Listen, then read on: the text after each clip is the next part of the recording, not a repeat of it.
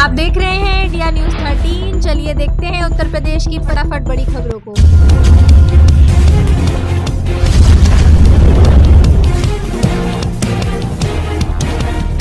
UP में SIR पर सपा प्रमुख अखिलेश यादव का बड़ा बयान, चुनाव आयोग से कर दी ये मांग, बताई वजह। यूपी के पूर्व मुख्यमंत्री और समाजवादी पार्टी के राष्ट्रीय अध्यक्ष अखिलेश यादव ने उत्तर प्रदेश में एसआईआर के समय को और बढ़ाने की मांग की है। सपा प्रमुख ने कहा कि जिस समय सबसे ज्यादा शादियां हैं उस समय उत्तर प्रदेश में एसआईआर चल रहा है।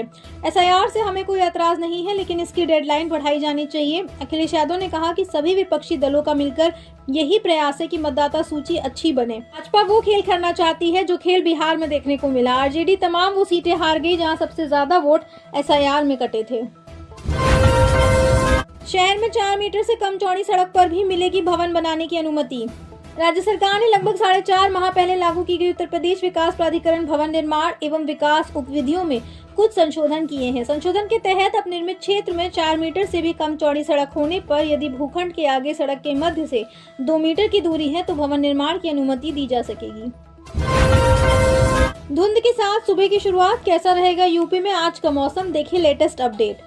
उत्तर प्रदेश में आज सुबह धुंध के साथ हुई। मौसम विभाग ने आने वाले दिनों में तापमान में गिरावट की संभावना जताई है। कई शहरों में दृश्यता कम होने के कारण वाहन चालकों को सावधानी बरतने की सलाह दी गई है। मौसम शुष्क रहने की संभावना है, लेकिन कुछ क्षेत्रों में हल्की बारिश हो सकती है। यूपी में अब यहाँ मिलेगी 2003 की पूरी मतदाता सूची। आप ऑनलाइन भी भर सकते हैं फॉर्म। महोबा में निर्वाचन अधिकारी गजल भारद्वाज ने राजनीतिक दलों के साथ बैठक की। बूथ लेवल एजेंटों को गणना प्रपत्र पर हस्ताक्षर करने के निर्देश दिए। वोटर लिस्ट ऑनलाइन खोजने और एसआईआर अभियान 2026 की जानकारी दी गई। मतदाताओं से गणना प्रपत्र भरकर बीएलओ को देने की अपील की गई। किसी भी समस्या के लिए हेल्पलाइन नंबर पर संपर्क करने की सलाह दी गई। आधार कार्ड को लेकर योगी सरकार का आया बड़ा आदेश, जन्मतिथि के प्रमाण के रूप में नहीं होगा मान्य। उत्तर प्रदेश सरकार ने आधार कार्ड से जुड़ा एक बड़ा फैसला लेते हुए स्पष्ट कर दिया है कि आधार कार्ड को अब जन्म तिथि के प्रमाणिक प्रमाण के रूप में स्वीकार नहीं किया जाएगा। योगी सरकार के नियोजन विभाग ने इस संबंध में राज्य के सभी विभागों के प्रमुख सचिवों और अपर मुख्य सचिवों को कार्यकारी आदेश जारी कर दिए हैं।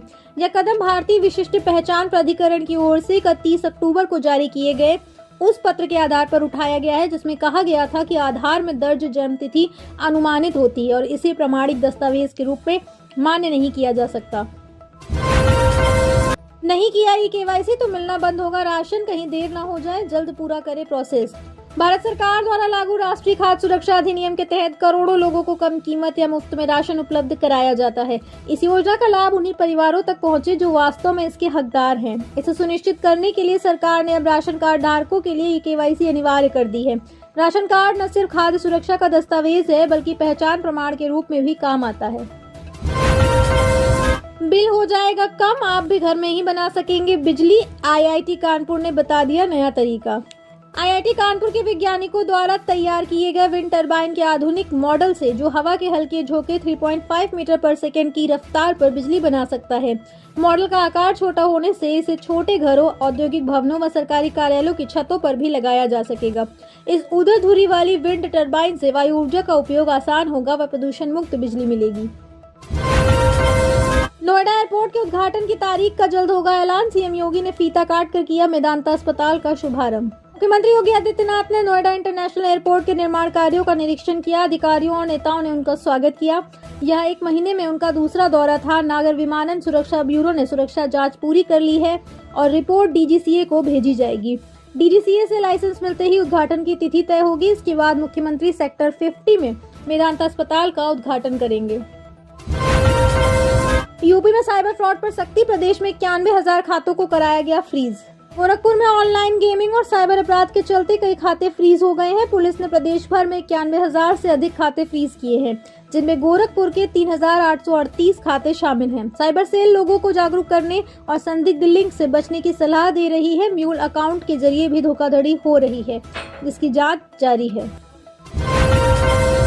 यूपीआई से बिजली बिल का भुगतान करने वाले उपभोक्ताओं के लिए नया सरदर्द, खाते से रुपए कटे, बिजली निगम को नहीं मिले। गोरखपुर में बिजली बिल का यूपीआई से भुगतान करने वाले उपभोक्ता परेशान हैं क्योंकि उनके खाते से पैसे कट रहे हैं लेकिन बिजली विभाग के खाते में जमा नहीं हो रहे। इससे बिल अपडेट नहीं हो पा रहा है और उपभोक्ताओं को कनेक्शन कटने का डर सता रहा है। अभियंता इस तकनीकी खामी का समाधान ढूंढ रहे हैं पर अभी तक कोई हल नहीं निकला है। आप देख रहे हैं देश का number 1 Hindi news channel India news 13, मतलब भारत की आवाज।